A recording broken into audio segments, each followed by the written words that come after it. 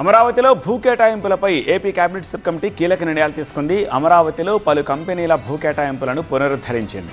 అయితే రాజధానిలో భూ కేటాయింపులపై షరతులు వర్తిస్తాయంటోంది కేబినెట్ సబ్ కమిటీ. ఇంతకీ భూ కేటాయింపులకు కేబినెట్ సబ్ కమిటీ పెట్టే కండిషన్స్ ఏంటి? అమరావతిలో ఏ సంస్థలకు ఎన్నెన్ని ఎకరాలు కేటాయించింది?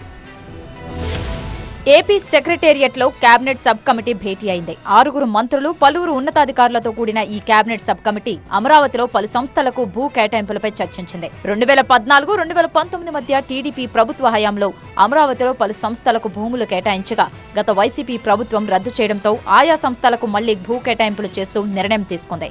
అమరావతిలో ఈఎస్ఐ ఆసుపత్రి, మెడికల్ కాలేజ్కు 20 ఎకరాలు, central institute of tools and design సంస్థకు గతంలో ఇచ్చిన 5 ఎకరాలకు అదనంగా మరో 5 ఎకరాలు కేటాయించింది.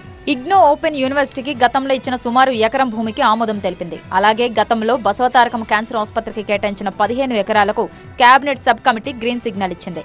ఇక గత వైసీపీ ప్రభుత్వ వైఖరితో అమరావతిలో అనేక సంస్థలు కార్యకలాపాలు నిర్వహించలేకపోయాయన్నారు మంత్రి నారాయణ.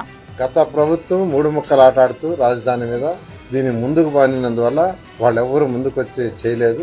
ఆల్రెడీ గతంలో ఎవరికైతే ఇచ్చామో వాళ్ళందరూ కూడా మళ్ళీ లెటర్స్ రాసాం. వాళ్ళు ఎంతమంది విల్లింగ్ ఉండారు లేదు, కొంత డీటెయిల్స్ ఆల్రెడీ సిఆర్డీ యొక్క అఫీషియల్స్ పిలిచి మాట్లాడారు. అయితే రిటర్న్గా అఫీషియల్గా కావాలని రాసాం.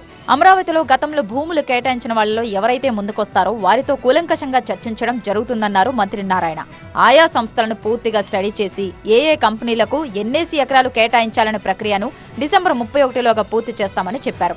2014-19 దాకా ఏదైతే ల్యాండ్స్ అలాట్ చేసినామో వాళ్ళు ఎవరైతే మళ్ళీ ముందుకు వస్తారో వాళ్ళు ఎన్ని స్టడీ చేసి దాంట్లో కూడా మళ్ళీ ఎన్ని ఎకరాలు ఇవ్వాలి, ఎన్ని ఎకరాలు ఎంత అనేది గ్రూప్ ఆఫ్ మినిస్టర్ పెట్టి శాంక్షన్ చేసే ప్రక్రియ డిసెంబర్ 31కి, ఈ సంవత్సరం డిసెంబర్ 31కి ఎంతకు ఇచ్చారో వాళ్ళు ఆ విధంగా వర్క్ చేస్తున్నారు. వాస్తవానికి విభజన తర్వాత ఏపీ రాజధాని అమరావతి అభివృద్ధికి టీడీపీ హయాంలో పలు సంస్థలకు భూ కేటాయింపులు జరిగాయి. అయితే గత వైసీపీ ప్రభుత్వం కొన్ని భూ కేటాయింపులను రద్దు చేయగా మరికొన్ని కంపెనీలు వెనక్కి వెళ్లిపోయాయి. కానీ కూటమి ప్రభుత్వం అధికారంలోకి రావడంతో అమరావతికి పూర్వ వైభవం తీసుకొస్తోంది.